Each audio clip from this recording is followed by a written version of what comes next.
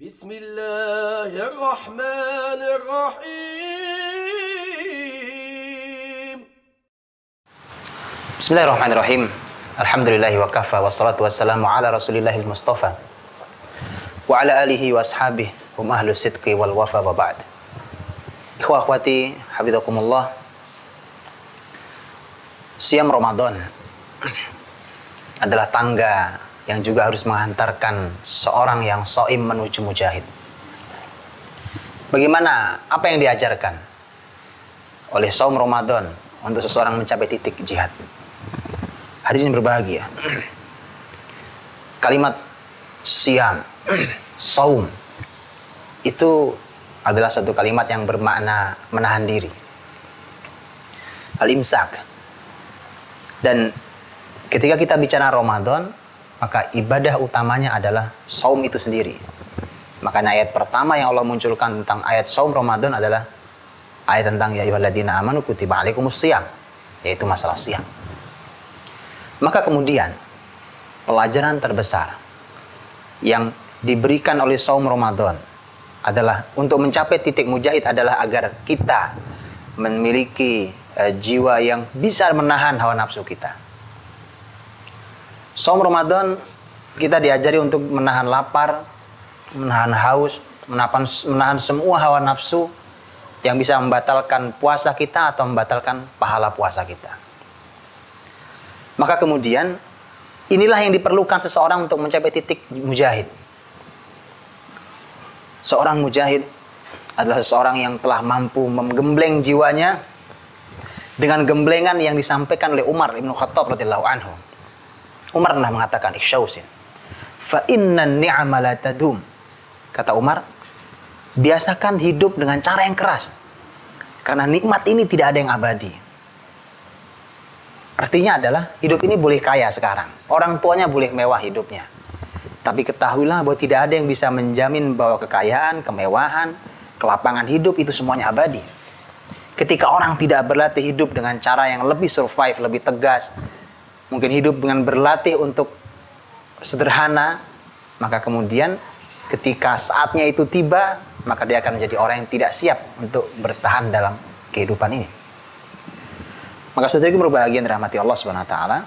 Jadi saum Ramadan adalah suatu program besar yang mengajarkan kita untuk melatih menahan hawa nafsu. Sekian banyak ayat dan hadis yang mengingatkan kita agar hati-hati betul kita terhadap yang namanya hawa nafsu. Selama hawa nafsu itu tidak bisa dikendalikan, mustahil akan orang mencapai titik tertinggi, yaitu jihad. Karena jihad itu hakikatnya adalah pengorbanan tertinggi untuk Allah Subhanahu wa taala. Kalau kita sholat, kita mengorbankan waktu kita. Mungkin kita punya keperluan, punya kesibukan, tapi semua itu kita singkirkan, kita laksanakan sholat. Kalau kita zakat, mungkin uang kita sebenarnya mau kita gunakan untuk keperluan yang lain, tapi itu semua kita tahan, kita bayarkan zakat. Waktu kita, harta kita, sesuatu yang berharga. Tapi apa yang lebih berharga dari nyawa kita? Dan itulah jihad. Maka kenapa jihad disebut sebagai puncak tertinggi? Karena dia mengorbankan sesuatu yang paling mahal dalam kehidupan seorang manusia. Maka saudariku berbahagia, Ramadan inilah yang akan melatih kita menuju pengekangan jiwa, pengekanan hawa nafsu. Dan ini bukan hal yang mudah, karena seringkali bahkan Ramadan itu pun kita rusak dengan cara yang mewah. Buka bersama umpamanya, orang punya acara buka bersama.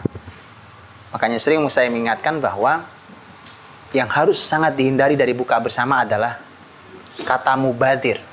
Makanan dengan sekian banyak mubadir. Akhirnya kemudian Ramadan tidak bisa kita dapatkan maknanya. Makna bahwa Ramadan adalah hidup untuk belajar hidup sederhana, belajar mengekang hawa nafsu. Nah, Ramadan dengan puasa Ramadannya itulah yang kemudian membuat para sahabat bisa hidup dengan survive, bisa bertahan dalam keadaan yang paling rumit, karena jihad itu tidak selamanya jihad itu ringan. Kalau Nabi SAW berjihad di perang Uhud tahun 3 Hijriah, dan kita bisa melihat Gunung Uhud itu ada terlihat di belakang Masjid Nabawi, artinya dekat sekali.